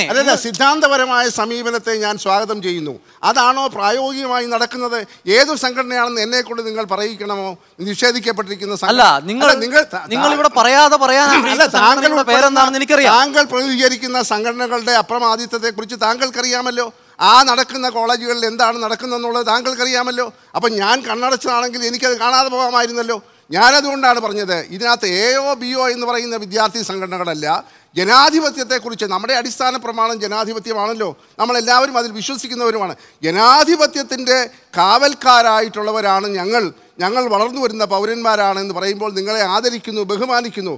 എന്നാൽ യഥാർത്ഥത്തിൽ പ്രായോഗികമായി ഇന്നത്തെ കലാലയ രാഷ്ട്രീയത്തിൽ ഈ തരത്തിലുള്ള ജനാധിപത്യ മൂല്യങ്ങൾ പരിപോഷിക്കപ്പെടുകയാണോ അതോ ഹനിക്കപ്പെടുകയാണെന്നുള്ളതാണ്. ഇവിടെ ഒരൊറ്റ കാര്യം ഞാൻ പറയട്ടെ. ജനാധിപത്യ സമരങ്ങൾ ഏറ്റവും കൂടുതൽ ഉയരുന്ന ഇടങ്ങൾ ഇന്ന് ക്യാമ്പസുകളാണ്. അതാ ഞാൻ പറഞ്ഞത്, കണ്ണടച്ചുകൊണ്ടാണോ നിങ്ങൾ അധ്യാപനം നടത്തുന്നതെന്ന്. നിങ്ങൾ പറഞ്ഞല്ലോ ഏത് ക്യാമ്പസിലാണ്. കേരളത്തിലെ നേരത്തെ ഇവിടെ KSUവിൻ്റെ പ്രതിനിധി പറഞ്ഞു അതിനോട് വിയോജിപ്പില്ല ഞങ്ങൾക്ക് SFIക്ക്. ഇവിടെ പറഞ്ഞില്ലേ കേരളത്തിലെ ക്യാമ്പസുകളിൽ ഏറ്റവും വലിയ ജനാധിപത്യ സമരം നടന്നുകൊണ്ടിരിക്കുന്നു ഇന്ന്. ആ പൊതുസമൂഹത്തിൻ്റെ മുഖ്യധാരയിൽ മറ്റ് വിഭാഗം വരുന്ന ജനങ്ങൾ, മറ്റു മേഖലകളിൽ പ്രവർത്തിക്കുന്ന ജനങ്ങൾ സംഘടിക്കുന്നതിനേക്കാൾ ശക്തമായി കേരളത്തിലെ ക്യാമ്പസുകളിലെ ജനങ്ങൾ സംഘടിക്കുന്നു, വിദ്യാർത്ഥികൾ സംഘടിക്കുന്നു എന്ന യാഥാർത്ഥ്യം നിങ്ങൾ തിരിച്ചറിയാതെ പോകരുത്.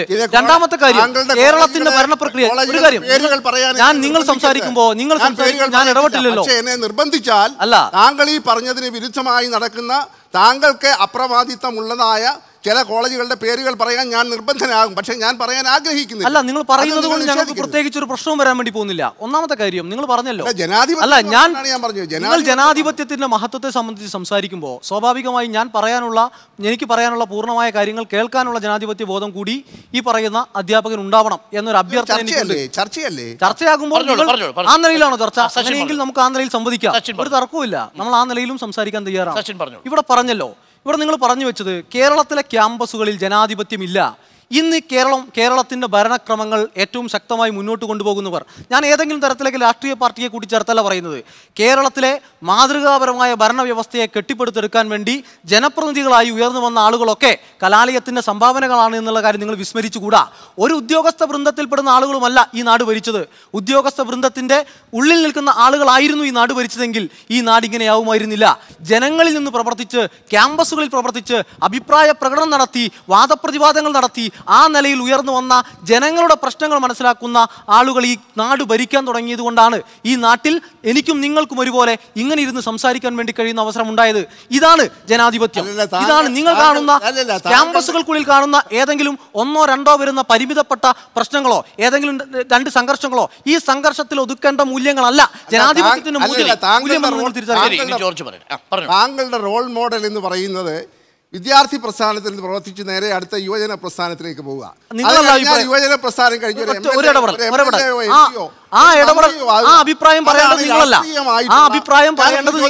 ഞാനൊന്ന് ചോദിക്കട്ടെ, അഭിജിത്ത് ബാനർജിയെയോ ഒരു ഡോക്ടർ CV രാമനെയോ സംഭാവന ചെയ്യാൻ, ഫുൾ ടൈം രാഷ്ട്രീയ പ്രവർത്തനത്തിലൂടെ കേരളത്തിന് സംഭാവന ചെയ്യാൻ ഇന്ന് വരെ നിങ്ങളുടെ ലക്ഷ്യം എവിടെയാണ്? നിങ്ങൾക്കൊരു മന്ത്രിസ്ഥാനം വരെ ഉള്ളൂ. എന്റെ സുഹൃത്തെ,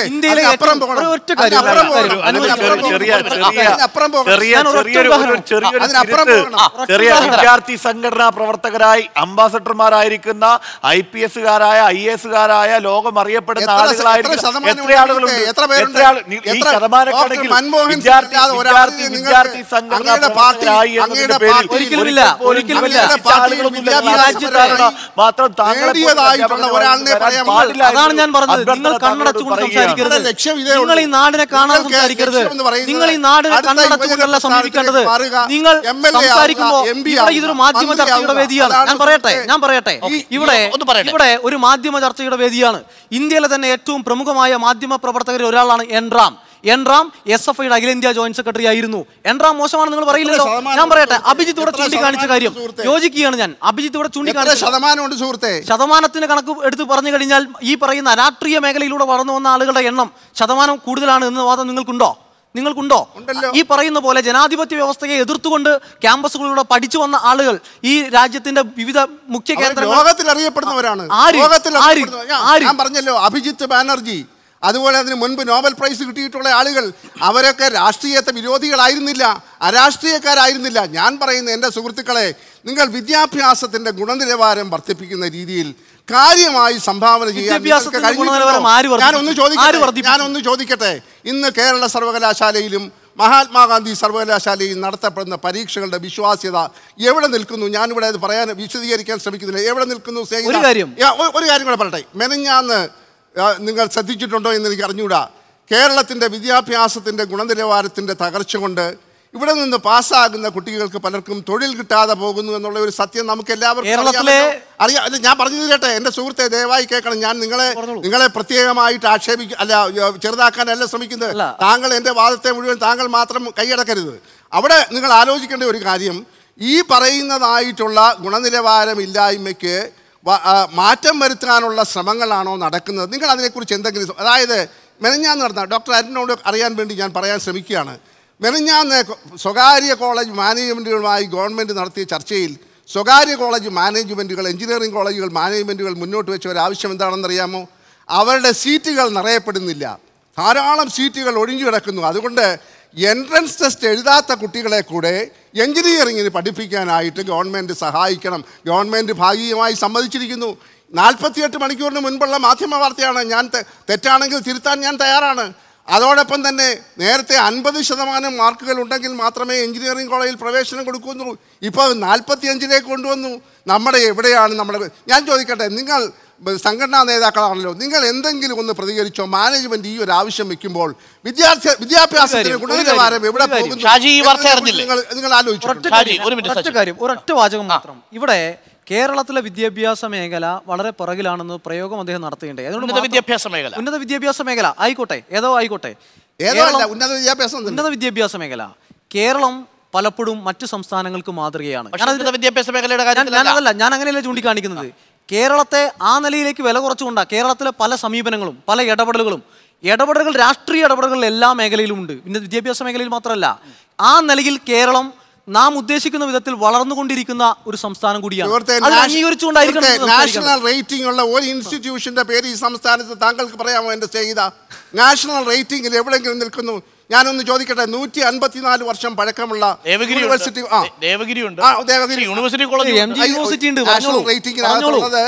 വിദ്യാഭ്യാസ നിലവാരത്തിന്റെ ഗുണനിലവാരം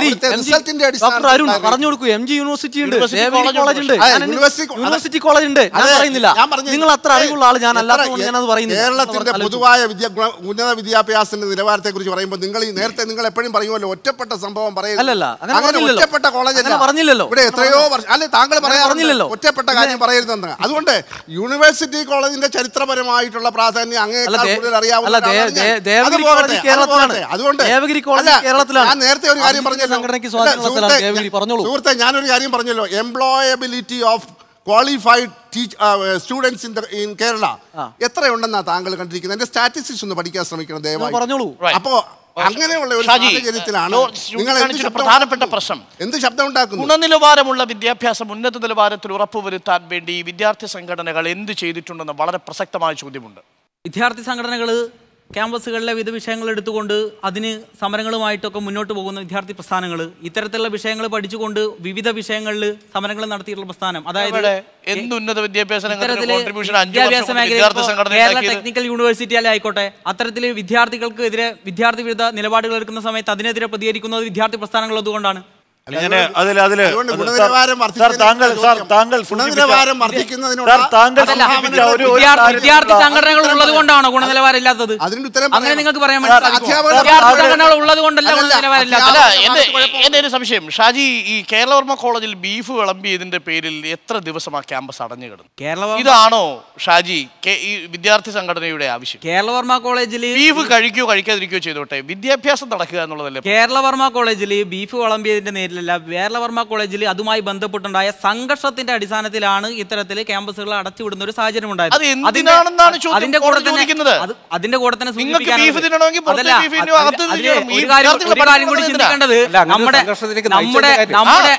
നമ്മുടെ ഒരു ശരീരത്തിന്റെ ഭാഗത്ത് മുറിവേൽക്കുമ്പോൾ ശരീരം മൊത്തമല്ല ചികിത്സിക്കേണ്ടത്, ആ മുറിവേറ്റ ഭാഗമാണ് ചികിത്സിക്കേണ്ടത്. അത്തരത്തിൽ പ്രശ്നങ്ങൾ ഉണ്ടാകുന്ന സമയത്ത് അത് പരിഹരിക്കാനാണ്, നേരെ സംഘടനാ പ്രവർത്തനം നിരോധിക്കാനല്ല തീരുമാനിക്കേണ്ടത്. കേരളത്തിലെ വിദ്യാർത്ഥി സംഘടനകൾ നടത്തുന്ന സമരങ്ങളുടെ ചരിത്രം എടുത്തു നോക്കിയാൽ ഏതെങ്കിലും ഒരു വിദ്യാർത്ഥി സംഘടന മറ്റൊരു വിദ്യാർത്ഥി സംഘടനയുമായി ഉണ്ടായ സംഘർഷത്തിന്റെ പേരിലുള്ള സമരങ്ങൾ ഏറ്റവും കൂടുതൽ അല്ലെന്ന് താങ്കൾക്ക് പറയാൻ പറ്റുമോ? അത് ഞാൻ നേരത്തെ സൂചിപ്പിച്ചതുപോലെ മറ്റു വിദ്യാർത്ഥി സംഘടനകൾ സംഘർഷം ഉണ്ടാക്കാൻ വേണ്ടി ശ്രമിക്കുമ്പോൾ കോടതിക്കത് എയോ ബിയോ സിയോ ആണ്. കേരളത്തിന്റെ വിദ്യാഭ്യാസ മേഖലയിൽ എഞ്ചിനീയറിംഗ് വിദ്യാർത്ഥികളുടെ ഗുണനിലവാരം കുറയുന്നു എന്നുള്ളത് കൊണ്ടും അവർക്ക് പ്രത്യേകം ഒരു സർവകലാശാല ആരംഭിക്കണമെന്നും ആദ്യമായി ആവശ്യപ്പെട്ടത് KSU ആണ്. അതിനുശേഷം ഗവൺമെന്റുമായി പല തവണ ആവശ്യങ്ങൾ ഉന്നയിച്ചു. കഴിഞ്ഞ സർക്കാരിന്റെ സമയത്ത് KTU ആരംഭിച്ചു. അത് ഒരു കൃത്യമായ കാര്യം ഞാൻ പറയുന്നു, വിദ്യാർത്ഥി സംഘടനയുടെ ഇടപെടൽ കൊണ്ട് തന്നെയാണ് കേരളത്തിൽ KTU രൂപീകൃതമായി. പിന്നീട് അങ്ങോട്ട് അതിൻ്റെ മറ്റ് നടപടികളുമായി പല പാകപ്പിഴകളും ഉണ്ടായേക്കാം, അത് തിരുത്തേണ്ട കാര്യങ്ങളാണ്. പക്ഷേ നമ്മൾ ആകെ മൊത്തം എടുത്തു നോക്കിയാൽ കേരളത്തിൻ്റെ ഉന്നത വിദ്യാഭ്യാസ മേഖലയിൽ ഉൾപ്പെടെ വന്നിരിക്കുന്ന മാറ്റങ്ങളിൽ പലപ്പോഴും ഇടപെടൽ നടത്തിയത് വിദ്യാർത്ഥി സംഘടനകളാണ്. ഇപ്പോൾ ജവഹർലാൽ നെഹ്റു യൂണിവേഴ്സിറ്റി നാഷണൽ റാങ്കിങ്ങിൽ ഒന്നാമതാണ്. അവിടെ വിദ്യാർത്ഥി സംഘടനകളാണ് ആ ക്യാമ്പസിനെ മുന്നിലേക്ക് കൊണ്ടുപോകുന്നത്. താങ്കൾ വേണ്ടെന്ന് പറയും? ആശയപരമായ സംവാദത്തിന് ഞാൻ ആദ്യമേ പറഞ്ഞല്ലോ, സംഘടനാ രാഷ്ട്രീയത്തിന് ഒട്ടുമേ അടച്ച് എതിർക്കുന്ന ഒരാളല്ല. ആ അർത്ഥത്തിൽ ഹൈക്കോടതി വിധി അപകടകരമാണ്. അല്ല, ആ തരത്തിൽ അപകടകരമല്ല. ഹൈക്കോടതി വിധിക്കകത്ത് പ്രൊട്ടക്റ്റീവ് ക്ലോസസ് ഉണ്ട്, അത് മനസ്സിലാക്കണം. അവർ പറഞ്ഞത് എന്താണ്? ഈ പറയുന്ന മറ്റുള്ളവർക്കും വിദ്യാർത്ഥികൾക്കും പഠിക്കുവാനുള്ള സൗകര്യങ്ങൾ നിഷേധിച്ചുകൊണ്ടുള്ള സമരമാർഗങ്ങൾ കോളേജ് സമയത്ത് നടത്താൻ പാടില്ല എന്ന് മാത്രമേ പറഞ്ഞിട്ടുള്ളൂ.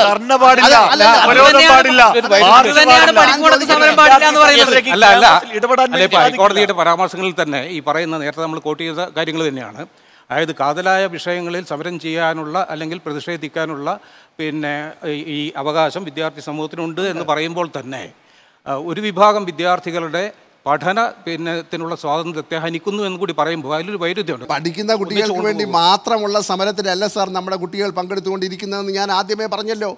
ഞാൻ ചോദിക്കട്ടെ, ഇവിടെ മുൻകാലങ്ങളിലൊക്കെ പലപ്പോഴും നമ്മൾ തന്നെ കോളേജ് സമയത്തിൽ പ്രകടനം നടത്തിയിട്ടുണ്ട്. നമ്മുടെ വിദ്യാർത്ഥികൾ എപ്പോഴാണ് അവർ ചെയ്യുന്നത്? അവർ ഇന്റർവെൽ സമയത്ത് ഉച്ചയ്ക്ക് 1 മണിക്കൂർ ഉള്ളപ്പോൾ അവർ കോളേജ് ക്യാമ്പസിൽ പ്രകടനം നടത്തുന്നത് നിരോധിച്ചിട്ടില്ല. വിദ്യാഭ്യാസം മുടക്കി.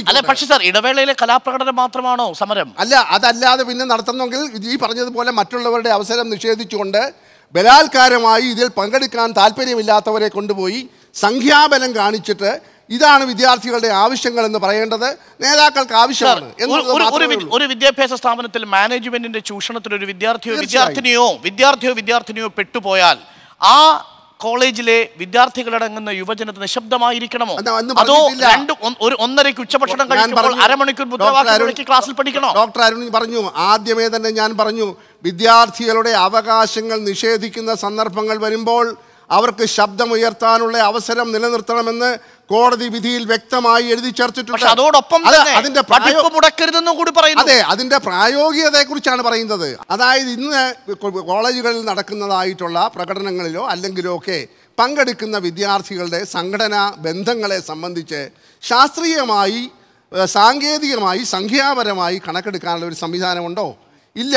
അതേസമയം ഞാൻ പറയട്ടെ, 10 കുട്ടികൾ മാറി എന്ന് പറയാണ്, ഞങ്ങളുടെ സംഘടനയുടെ പേര് ABCD എന്നാണ്, ഞങ്ങൾക്ക് രജിസ്ട്രേഷൻ. അതെ, അപ്പൊ അങ്ങനെ പോയി കഴിഞ്ഞാൽ ഒരു സ്ഥാപനത്തിൽ എത്ര സംഘടനകളുണ്ടാകും? അതെ, അങ്ങനെയുള്ള സംഘടനകളുടെ ഈ പറയുന്ന പ്രവാഹം കൊണ്ട് കോളേജിന്റെ അക്കാഡമിക അന്തരീക്ഷം നന്നാകുമെന്നുണ്ടെങ്കിൽ തീർച്ചയായിട്ടും അങ്ങ് പറഞ്ഞതിനോട് എനിക്ക് യോജിപ്പുണ്ട്. അത് കൊണ്ടുവരട്ടെ. അല്ല, ഞാൻ പറയാണ്, അംഗത്വമെടുക്കുന്നവരുടെ എണ്ണം നോക്കട്ടെ. വിദ്യാർത്ഥികളിൽ ഇത്ര ശതമാനം ഉണ്ടെങ്കിൽ ആ സംഘടനയ്ക്ക് അംഗീകാരം. മാത്രമല്ല KCB-യിലൊക്കെ ഉള്ള സംഘടനകൾക്ക് അംഗീകാരമുള്ളവരാണ്. ഇപ്പോഴും ഈ സാറ് പറഞ്ഞല്ലോ, KSUനോ ABVPക്കോ സാങ്കേതികമായ അംഗീകാരമില്ല. ഇല്ല, അവർക്ക് രജിസ്ട്രേഷൻ ഇല്ല sir. Right sir. Audience please. പ്രിയപ്പെട്ട പ്രൊഫസർ ജോർജ് സാർ ഇവിടെ ഒരു കാര്യം സൂചിപ്പിച്ചു. CV രാമനെ പോലെയോ അല്ലെങ്കിൽ നമ്മുടെ ശാസ്ത്രകാരന്മാരെ പോലെയുള്ള എത്ര എണ്ണത്തിന് ഇവിടുത്തെ രാഷ്ട്രീയ സംഘടനകൾക്ക് ഇവിടുത്തെ സർവകലാശാലകളിൽ നേടിയെടുക്കാൻ കഴിഞ്ഞിട്ടുണ്ട്. ഇവരോടൊക്കെ പുച്ഛഭാവത്തോടെ ചോദിക്കുന്നതായിട്ട് ഞങ്ങൾ കണ്ടു. പ്രശസ്തമായിട്ടുള്ള ക്യാമ്പസുകളിൽ, സർവകലാശാലകളിൽ ഇവിടെ വെറും CV രാമനെയോ അല്ലെങ്കിൽ വെറും ഒരു ശാസ്ത്രകാരന്മാരെയോ എഞ്ചിനീയർമാരെയോ അല്ലെങ്കിൽ ഡോക്ടർമാരെയോ മാത്രമാണോ ഇവിടുത്തെ സർവകലാശാലകൾക്ക് അവർക്ക് പ്രതിനിധാനം ചെയ്തുകൊണ്ട് അവരെ ഉൽപ്പാദിപ്പിക്കേണ്ടത്? വെറും CV രാമനല്ല.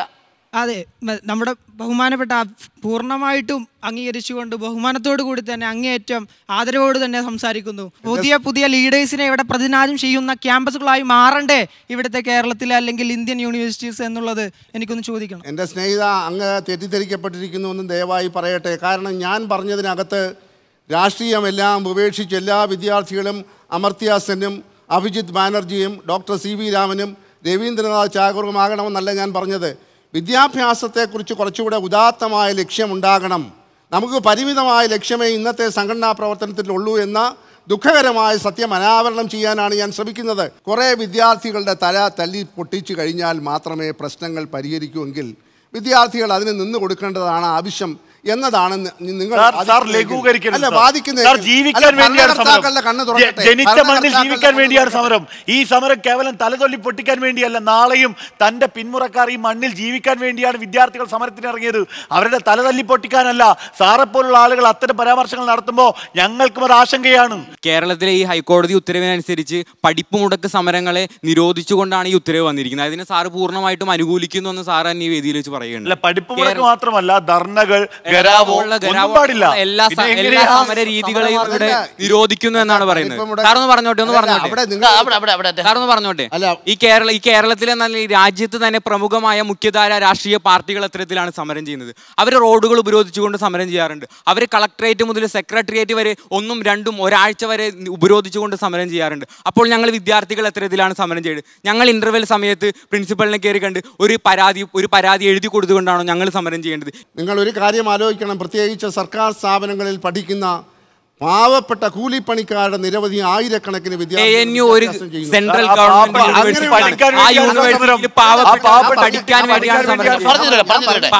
പാവപ്പെട്ട വിദ്യാർത്ഥികൾക്ക് പഠിക്കാൻ വേണ്ടിയുള്ള സെൻട്രൽ യൂണിവേഴ്സിറ്റികളിൽ ഫീസ് വർദ്ധിപ്പിക്കുമ്പോൾ അവിടെ പാവപ്പെട്ട വിദ്യാർത്ഥികളുടെ പഠനം നിഷേധിക്കുകയാണ് ചെയ്യുന്നത്. ഞാൻ പറയുന്നത് നിങ്ങളുടെ അവകാശങ്ങളെ നിഷേധിക്കാതെ തന്നെ മറ്റൊരാളിൻ്റെ അവകാശം കൂടെ സംരക്ഷിക്കുന്ന ഒരു സമന്വയമായ മാർഗം സ്വീകരിക്കാൻ ഒരു പക്ഷേ ഭരണകർത്താക്കൾക്ക് ഈ വിധി പ്രേരിതമാകുമെങ്കിൽ അങ്ങനെ ആകട്ടെ എന്ന് ആഗ്രഹിക്കാൻ മാത്രമേ സാധിക്കുകയുള്ളൂ. ബലാത്കാരമായി ക്ലാസ്സിലിരിക്കുന്ന കുട്ടികളെ പിടിച്ചോണ്ട് പോയി നമ്മുടെ സംഖ്യാബലം കാണിക്കുന്നതായിട്ടുള്ള വിദ്യാഭ്യാസ രാഷ്ട്രീയമല്ല ഈ സംസ്ഥാനത്തിൽ. ഒരു നിമിഷം. സ്വകാര്യ മാനേജ്മെന്റ് ഫീസ് കൂട്ടിയതിന്റെ പേരിൽ ഒരു വിദ്യാർത്ഥി ഒരു കെട്ടിടത്തിന് മുകളിൽ നിന്ന് എടുത്തു ചാടി ആത്മഹത്യ ചെയ്താൽ ആ കോളേജിൽ അന്നത്തെ ദിവസം ക്ലാസ് നടക്കണമോ വേണ്ടയോ? നടക്കാൻ സാധ്യതയില്ല, 100% സാധ്യത. പിറ്റേ ദിവസം വിദ്യാർത്ഥികൾ അവിടെ സമരം ചെയ്താൽ കുറച്ചു കുട്ടികൾ പഠിക്കണോ വേണ്ടയോ? അല്ല, സ്വാഭാവികമായിട്ട് അതിൻ്റെ ഒരു തീരുമാനം ഉണ്ടാകുന്നവരെ ആ ക്യാമ്പസ് അസ്വസ്ഥമായിരിക്കും. അതിന് പഠിക്കാനുള്ള ഒരു അന്തരീക്ഷം മറ്റു കുട്ടികൾക്കും അവിടെ ഉണ്ടാവുകയില്ല. അതിന് ശാശ്വതമായ ഒരു പരിഹാരത്തിനായിട്ട് സമൂഹം ഇടപെടണം, മാധ്യമങ്ങൾ ഇടപെടണം, സർക്കാർ ഇടപെടണം. അങ്ങനെ പ്രശ്നം പരിഹരിച്ച് ആ കോളേജ് എത്രയും വേഗം എല്ലാ കുട്ടികൾക്കും പഠിക്കാൻ കഴിയുന്ന അസ്വസ്ഥതകളിൽ മാത്രമല്ലേ ഈ സമരം ഉണ്ടാവുന്നുള്ളൂ. അതെ, അസ്വസ്ഥതകൾ ഈ പറയുന്നത് പോലെ സൃഷ്ടിച്ചുണ്ടാക്കുന്ന സമരങ്ങളെ കുറിച്ച് വിസ്മരിക്കരുത്. ഒരു പാവപ്പെട്ട വീട്ടിലെ പെൺകുട്ടി വലിയ പ്രതീക്ഷയോടെ കേരളത്തിലെ കലാലയ മുത്തശ്ശിയിൽ പഠിക്കാൻ വന്നതാണ്. 154 വർഷം പഴക്കമുള്ള യൂണിവേഴ്സിറ്റി കോളേജിൽ മാന്യമായി പഠിക്കുന്ന ഒരു കുട്ടി, നന്നായി മിടുക്കി കുട്ടി, 2ാം വർഷമായപ്പോഴത്തേന് ആത്മഹത്യക്ക് ശ്രമിച്ചു. 2ാം വർഷം 2 ആഴ്ച കഴിഞ്ഞപ്പോഴത്തേന് കേസിൽ ഒത്തുതീർപ്പ് നടത്താനായി ആളുകൾ സമീപിച്ചു. ആ കുട്ടി പറഞ്ഞു, ഇനി എൻ്റെ ജീവനുള്ളിടത്തോളം കാലം ആ കോളേജിലേക്ക് ഞാനില്ല.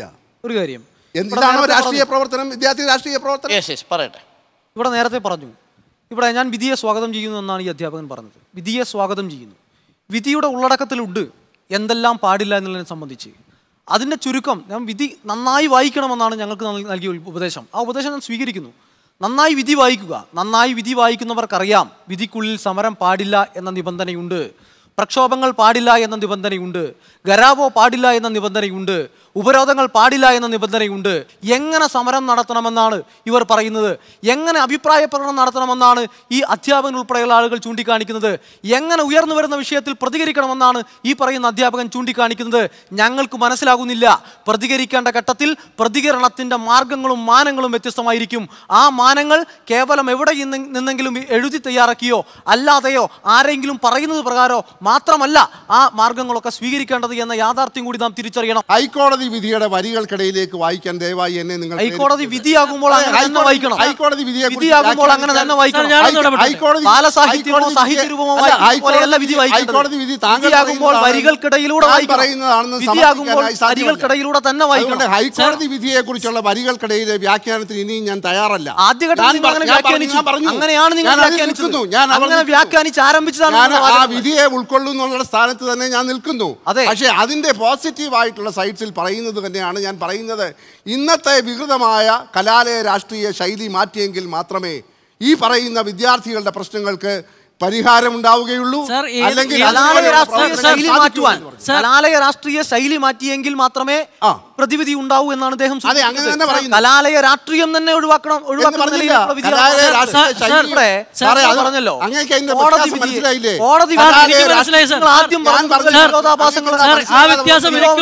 കലാലയ രാഷ്ട്രീയ ശൈലി എന്ന് പറഞ്ഞാൽ കലാലയ രാഷ്ട്രീയം മാറ്റണമെന്നാണ്. അല്ല, താങ്കൾക്ക് മലയാളം മനസ്സിലാവുന്നില്ല. വിധിയുടെ ഉള്ളടക്കത്തിലേക്ക് വരൂ സാർ. അതെ, വിധിയുടെ ഉള്ളടക്കത്തിലേക്ക് വരൂ. താങ്കൾ പറഞ്ഞല്ലോ,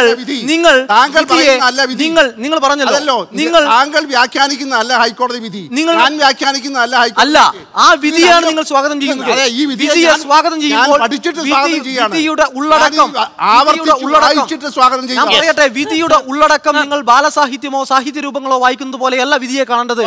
അധ്യാപകൻ എന്നുള്ള നിലയിൽ വാക്കുകൾക്കിടയിലെ അങ്ങയുടെ പാണ്ഡിത്യം അംഗീകരിക്കുന്നു. അങ്ങയുടെ പാണ്ഡിത്യം അംഗീകരിക്കണം. നിങ്ങൾ അംഗീകരിക്കണം. ആ വിധിയുടെ വ്യാഖ്യാനത്തിൽ അങ്ങയുടെ പാകല്യത്തെ ഞാൻ ആദരിക്കുന്നു. അങ്ങ് നിയമപണ്ഡിതനാണെന്നുള്ളത് ഇപ്പോഴാണ് മനസ്സിലായത്. ഇത് അറിഞ്ഞിരുന്നെങ്കിൽ ഞാൻ അങ്ങയുടെ മുമ്പിൽ വിധിയെ കുറിച്ച് പറയില്ലായിരുന്നു. അല്ല, നിങ്ങൾ ഞാൻ കേവല ബുദ്ധിയിൽ മനസ്സിലാക്കിയതായിട്ടുള്ള വായിച്ച് മനസ്സിലാക്കിയ ആളാണ്. വായിച്ച് പഠിച്ച് മനസ്സിലാക്കിയ വിധിയുടെ വ്യാഖ്യാനം. ആദ്യമേ തന്നെ ഈ ക്യാമ്പസുകളെ അരാഷ്ട്രീയവൽക്കരിക്കുക അല്ലെങ്കിൽ രാഷ്ട്രീയ മുക്തമാക്കുക എന്ന അഭിപ്രായത്തോട് ജനകീയ കോടതിക്ക് യോജിക്കാനാവില്ല എന്ന് പറഞ്ഞുകൊണ്ട് തന്നെ, കാര്യം നമുക്ക് വലിയൊരു സമ്പന്നമായ ചരിത്രം ഉണ്ട്. അതേസമയത്ത് ഈ രാഷ്ട്രീയ പ്രവർത്തനം ഒരു നല്ല വരായിക ഉണ്ടാക്കാവുന്ന ഒരു തൊഴിലാണ് എന്ന് കാണുന്ന വിഭാഗം രാഷ്ട്രീയക്കാരും നമ്മുടെ സമൂഹത്തിലുണ്ട്. അതൊരു യാഥാർത്ഥ്യമാണ്, നമുക്ക് നിഷേധിക്കാൻ സാധിക്കില്ല. ആ ഒരു പാതയിലേക്കുള്ള ഒരു പരിശീലന കളരിയായി, ഒരു ഇൻറ്റേൺഷിപ്പായി കലാലയ രാഷ്ട്രീയത്തെ കാണുന്ന ആളുകളെയാണ് തിരുത്തേണ്ടത്. ഈ സമീപകാലത്തുണ്ടായിട്ടുള്ള ഒറ്റപ്പെട്ട സംഭവങ്ങൾ എന്ന് നമ്മൾ പറയുമ്പോൾ തന്നെയും ആ ഒറ്റപ്പെട്ട ഈ പറയുന്ന പോലെ നമുക്ക് സ്വീകാര്യമല്ലാത്ത രീതിയിലുള്ള സംഭവങ്ങൾ തിരുത്തപ്പെടുകയും വേണം. അത്തരം സംഭവങ്ങൾ കൂടി ആവർത്തിക്കാത്ത രീതിയിലേക്ക് കലാലയ രാഷ്ട്രീയം സംശുദ്ധമാക്കി തീർക്കുക അല്ലെങ്കിൽ വളരെ അർത്ഥവത്താക്കി തീർക്കാനുള്ള റോള് ഇവർക്ക് മൂന്ന് പേർക്കും തന്നെ ഉണ്ട് എന്നതുകൊണ്ട് ആ ഒരു പോസിറ്റീവ് നോട്ടിൽ തന്നെ നമുക്കിത് അവസാനിപ്പിക്കാം. പഠനം വേണം, ഒപ്പം തന്നെ സമരവും. രണ്ടും പൂരകങ്ങളാണ്, ചേർന്നു പോകണം. ജനകീയ കോടതിയുടെ ഈ അധ്യായം ഇവിടെ അവസാനിക്കുന്നു. വീണ്ടും എത്താം അടുത്തയാഴ്ച മറ്റൊരു അതിഥിയുമായി അഥവാ അതിഥികളുമായി.